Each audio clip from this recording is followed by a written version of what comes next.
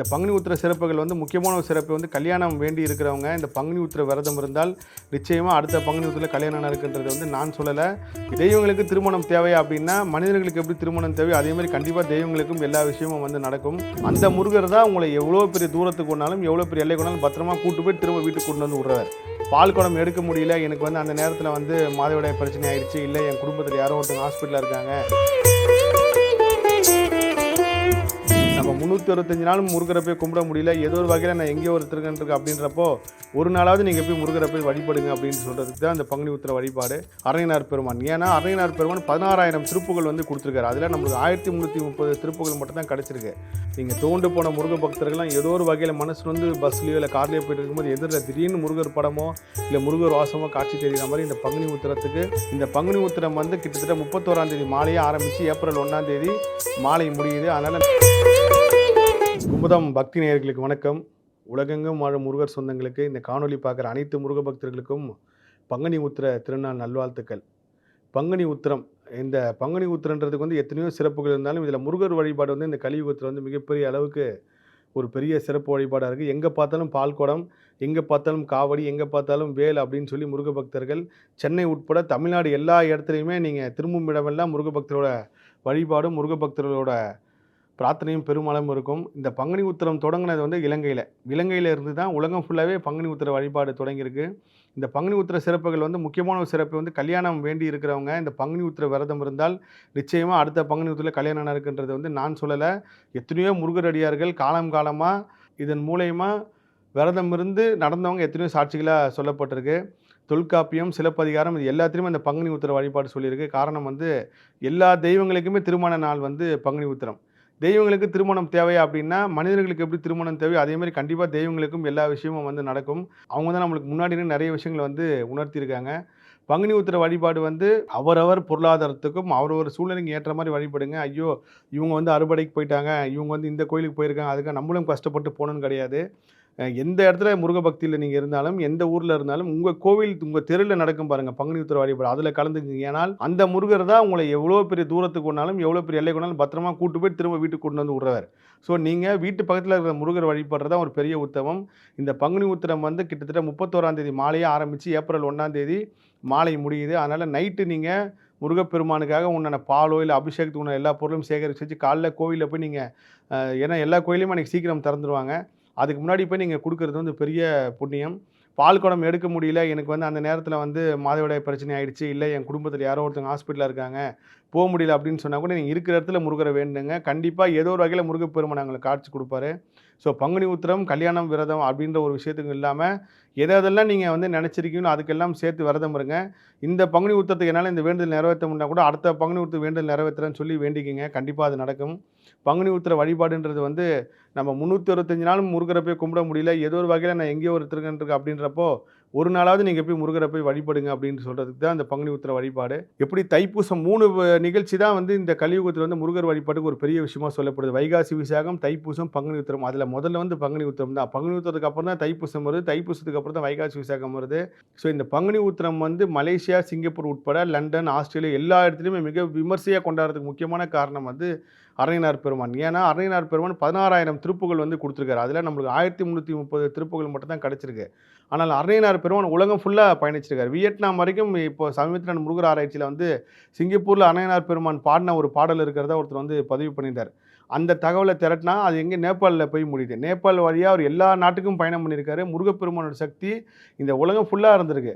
என்றைக்காவது ஒரு நாள் கண்டிப்பாக இதெல்லாம் ஏதாவது ஒரு காலகட்டத்தில் வெளியே வரப்போ இப்போ வந்து ஒரு கோவிலில் வந்து சமீபமாக தஞ்சாவூரில் இது வரைக்கும் பாடல் பெற்ற ஸ்தலம் சொல்லப்பட்ட ஒரு ஸ்தலமில் வந்து திருப்புகழ் பாடலும் பாடப்பட்டிருக்குன்னு சொல்லி ஒரு கல்வெட்டு மூலயமா கண்டுபிடிச்சிருக்காங்க. இப்போ 1330 அப்படின்னா இது கிட்டத்தட்ட ஒரு பாடல் சேர்த்து 1331 வரும். அந்த மாதிரி எதிர்காலத்தில் முருக சக்தி உலகம் ஃபுல்லாக வெளிப்பட்டு இந்த பங்குனி உத்திர காலத்திலேருந்து கண்டிப்பாக பெரிய அளவுக்கு செயல்படும். ஸோ இந்த பங்குனி உத்திர காலகட்டத்தில் நம்மளால் கோயிலுக்கு போக முடியலையே, எல்லாருமே கோயிலுக்கு சாமி பார்க்க முடியல அப்படின்னு நினச்சி வருத்தப்படாதீங்க. உங்கள் உள்ளம் தான் கோவில். நீங்கள் முருகப்பெருமானை எவ்வளோக்கெவ்வளோ ஆத்மார்த்தமாக நினைக்கிறோம் நீங்கள் இடத்துக்கு முருகப்பெருமான் காட்சி கொடுப்பாரு.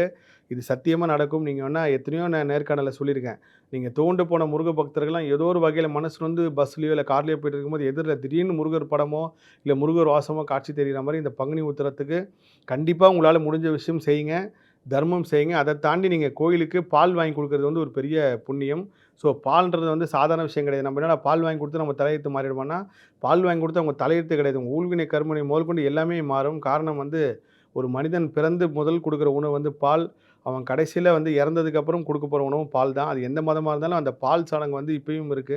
ஸோ இந்த பால வந்து நீங்க எப்ப இறைவனுக்காக ஆத்மார்த்தமா வாங்கி தர்றீங்களோ, கண்டிப்பா இறைவன் அந்த நீங்க ஒரு சொட்டு பாலாவது மத்த பாலோட சேர்ந்து போய் சேரும். நேற்று வந்து நான் வடபழனி கோவில்ல ஒரு படம் வந்து குடுத்தேன். ஸோ இந்த பாலுக்காக நான் இந்த விஷயத்த சொல்றேன். எனக்கே ஆச்சரியமா இருந்துச்சு.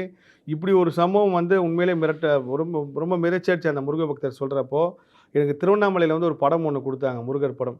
பொதுவா முருக பக்தர்கள் எனக்கு குடுக்குறத வந்து நான் வந்து எல்லாமே வந்து முருக பக்தர்களுக்கே திரும்ப குடுத்துருவேன். வாங்கும்போது நான் சொல்லி தான் வாங்குவேன். அம்மா நீங்க எனக்கு குடுக்குறீங்க. ஆனா இத நான் வச்சுக்க மாட்டேன். எந்த முருகருக்கு குடுக்கணும்னு உத்தரவு வருதோ, இத குடுத்துருவேன்னு சொல்லி அவங்ககிட்ட சொல்லி தான் வாங்குவேன். அப்படிதான் எனக்கு திருவண்ணாமலையிலருந்து ஒரு படம் வந்து குடுக்கப்பட்டது. அந்த படத்த அந்த முருகர யார் பார்த்தாலும் கண்டிப்பா யாருக்கும் குடுக்க மனசு வராது. அவ்வளோ அழகா இருப்பாரு. அவ்வளோ உயிரோட்டமா இருப்பாரு. அந்த படம் வந்து கிட்டத்தட்ட என்ட்ட பல மாதங்களா இருந்துச்சு.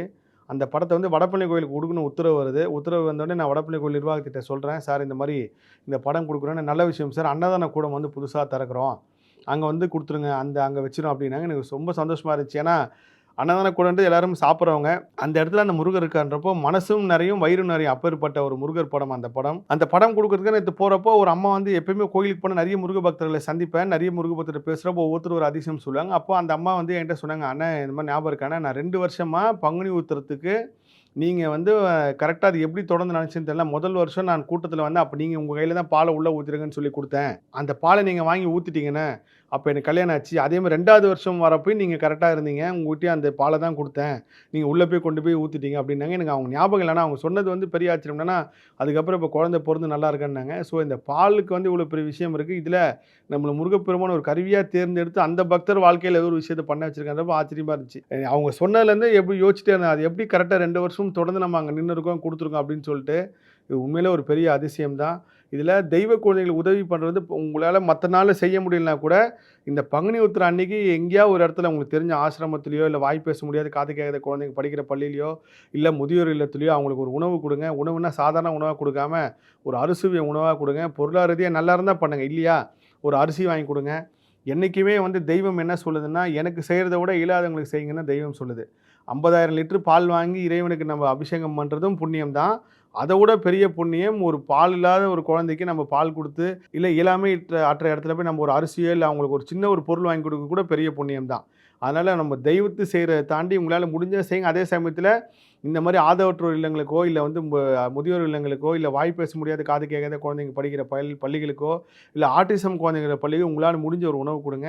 அந்த உணவு கூட அவங்களுக்கு திருப்தியா குடுங்க. இன்னொரு ஒரு முக்கியமான விஷயம் என்னன்னா, இந்த பங்குனி உத்திர நாள் வந்து எப்பயுமே அது கரெக்ட்டா நம்மளுக்கு வெயில் காலம் தொடங்கி, வெயில் உச்சத்தில இருக்கும்போது தான் வரும். அன்னைக்கு எல்லா கோவிலுமே முழு நாள் திறந்திருந்தாலும், இந்த மதிய நேரத்தில போறவங்க வந்து முருக பக்தர்களாகட்டும், கைக்குழந்த வச்சு போறவங்க ரொம்ப கவனமா போங்க. ஏன்னா வெயில் அதிகமா இருக்கும். எந்த தெய்வமும் நீ கஷ்டப்பட்டு வெயில்ல நின்னு அழுது புலம்பிட்டு வான்னு சொல்ல. அவரவர் சூழ்நிலைக்கு ஏத்த மாரி போங்க. அதேமாரி சாமி பார்க்க முடியல, இப்ப நீங்க வடபழனி கோயில்னா, சாதாரண நாட்கள்லயே ஒரு 10,000 பேர் வராங்க. செவ்வாய்க்கிழமை நாள்ல ஒரு 50,000 பேர் வராங்க. வடபழனி கோவில்ல பங்குனி உத்திரத்துக்குலாம் கண்டிப்பா எனக்கு தெரிஞ்சு ஒரு 1,00,000 பேர் மேல வருவாங்க. தைப்பூசம் அன்னைக்கு வந்து அவ்வளோ கூட்டம் இருந்துச்சு. அவ்வளோ பேர் இருந்தாங்க. அதேமாரி பங்குனி உத்திரத்துக்கு உண்மையிலே கூட்டம் வரும். என்னடா இவ்வளோ வெயில்ல நிக்கிறோமே அப்படின்னு மனசு கஷ்டப்படாம, ஒண்ணு காலையில வாங்க, இல்ல மாலையில வாங்க.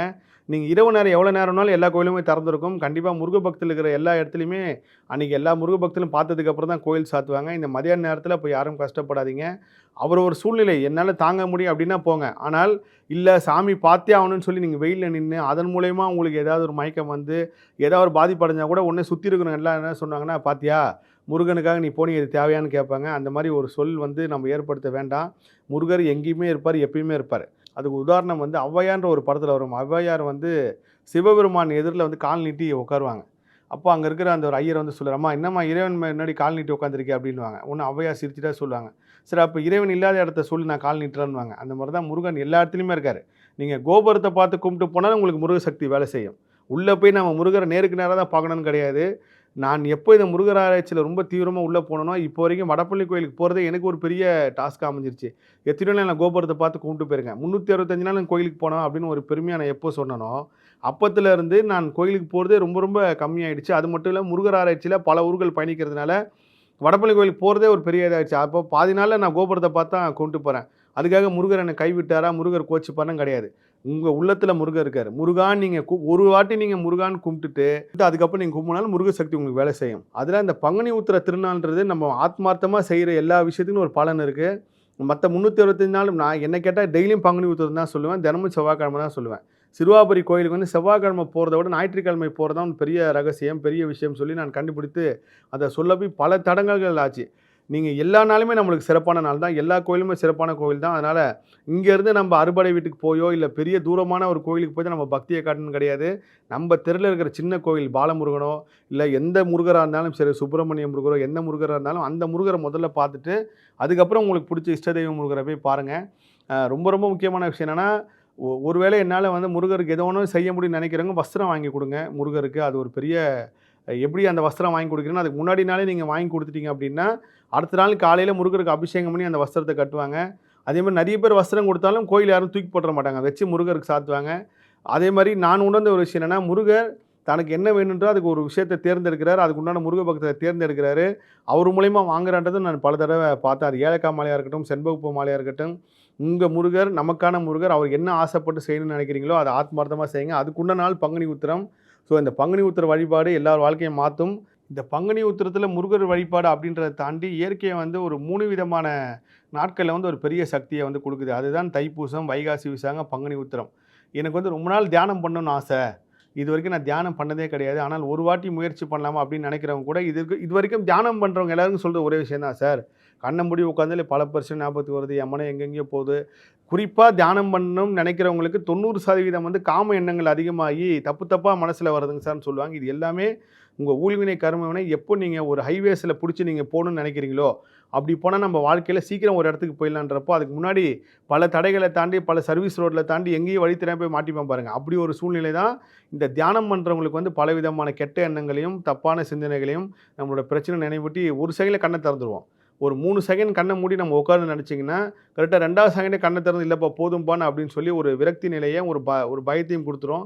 அப்படி இருக்கணும்னு நினச்சவங்க கூட இந்த பௌர்ணமி அன்னைக்கு கடற்கரையிலையோ, இல்லை உங்கள் நதிக்கரையிலையோ, உங்கள் வீட்டு பக்கத்தில் எங்கேயோ ஒரு கிணறு இருந்தாலும் அங்கே உட்காந்து தியானம் பண்ணுங்கள். கண்டிப்பாக எவ்வளோ மோசமான எண்ணங்கள் உங்களை சுற்றி இருந்தாலும் அன்றைக்கி நீங்கள் பண்ணக்கூடிய தியானம் வந்து ஒரு மிகப்பெரிய அளவுக்கு நீங்களே ஒரு டைம் செட் பண்ணி வச்சுங்க. இல்லை நீங்கள் யாரோ ஒருத்தரை கூப்பிட்டு போகிறீங்க, இல்லை ஒரு அலாரம் வச்சு மினிமம் ஒரு 8 நிமிஷமாவது தியானம் பண்ணுங்கள். அந்த 8 நிமிஷத்தில் வந்து மிகப்பெரிய அளவுக்கு நீங்கள் பிரபஞ்சத்தோட கனெக்டை வந்து உணர்வீங்க.